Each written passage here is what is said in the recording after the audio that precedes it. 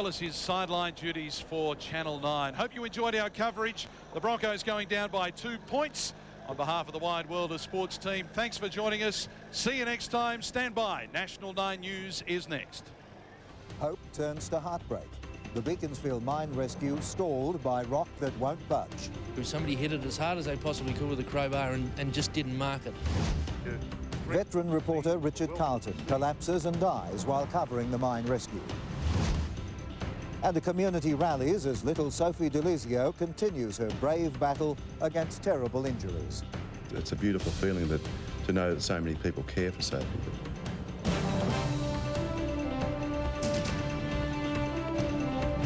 This is National 9 News with Bruce Paige and Melissa Downes.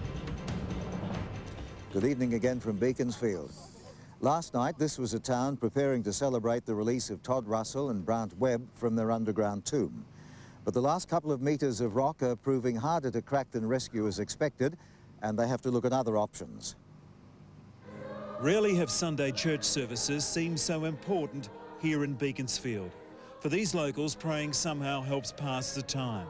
Give us new strength from the courage of Christ our shepherd. There's plenty of courage around here. It's extra strength they need.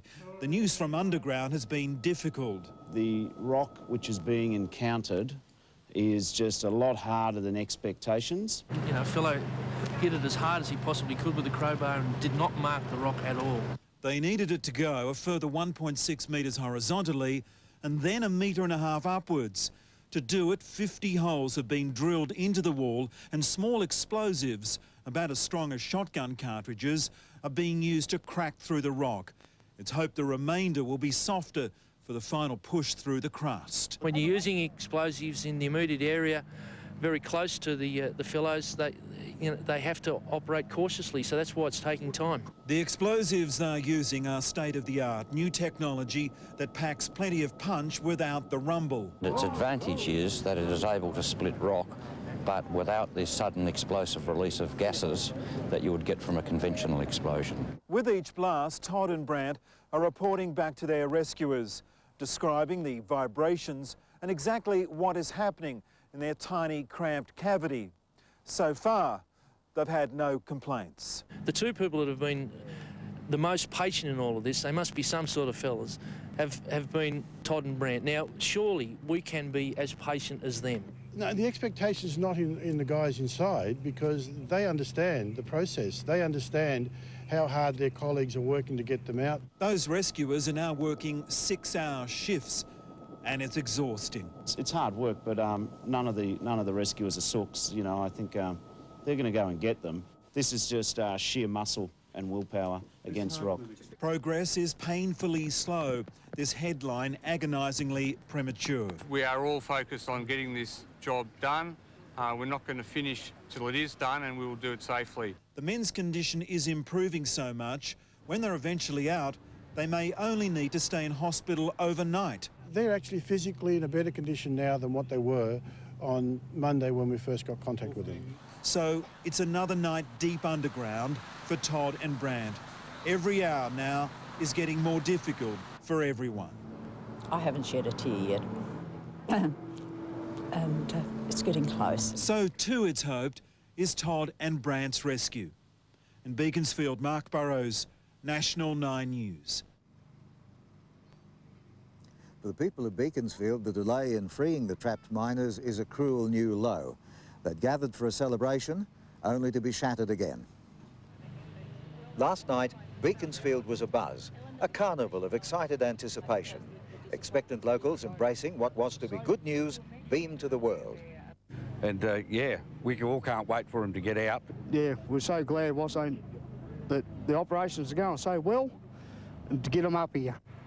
The crowds gathered in appalling weather, but by morning it was clear the mining company's confident predictions were wrong. This wouldn't be the day after all. I mean, it's been a real roller coaster ride, and they've had their ups and their downs, and today it's another down that we have to learn to cope with. And so, a week after the miracle of finding the men alive, the focus of the nation, indeed of the world, remains fixed on their fate and the heroic deeds of those trying to save them. They need a medal, a hero's medal they need, to go down there, risk their own lives to save two of their mates. And there's been a sad turn of events here involving one of our own. 60 Minutes reporter Richard Carelton, who'd been working alongside us on this story, collapsed during a news conference. He died by the time he reached hospital. Richard Carelton lived and died as a reporter. His last story, the high drama of the rescue at Tasmania's Beaconsfield mine. Over a 40-year career, Carelton's straight-to-the-point questioning had become an instantly recognisable trademark, and today was no exception. This, directed at mine manager Matthew Gill. Mr Gill, on the 26th of October last year, not 10 metres from where these men are now entombed, you had a 400-tonne rock fall.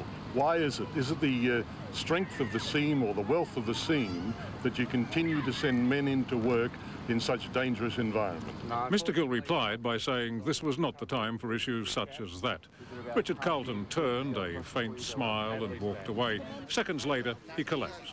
News media colleagues ran to his side, a young woman reporter immediately starting CPR. And all of a sudden he was lying on the ground. It must have been very sudden. He obviously, I think, felt that something was happening because he moved away from the media pack. But paramedics then worked on him for the best part of 40 minutes before taking him to Launceston Hospital, where he was pronounced dead. Just moments before collapsing, Carelton had signed an autograph for this young family. Lovely man, and he was standing there talking quite fine, asking my daughter questions. It read, "Alana, have a healthy life. Richard Carelton, 60 Minutes." Carlton's own life was run in high gear or close to it. Beginning his career with the ABC, he was there behind Gough Whitlam's right shoulder on the day of the dismissal, and a few years later famously tangled with Bob Hawke, Whitlam's ALP successor. Now to Brisbane and Mr Bob Hawke. Mr Hawke, could I ask you whether you feel a little embarrassed tonight at the blood that's on your hands?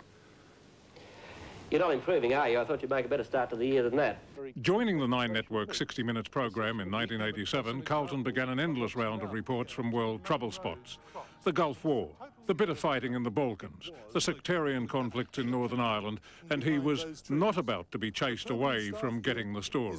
What this man spends on gardeners... Get out! He was a brave man.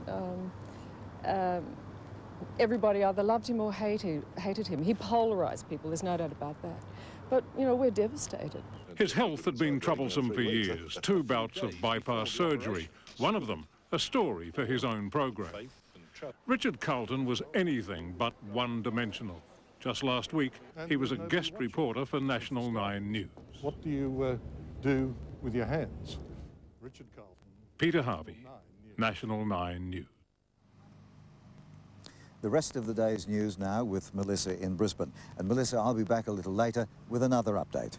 Thanks, Bruce. A big acid spill closed the Bruce Highway north of Gympie for most of the day. While that mess has been cleared away, a risk remains for drivers who passed through the area just after the accident.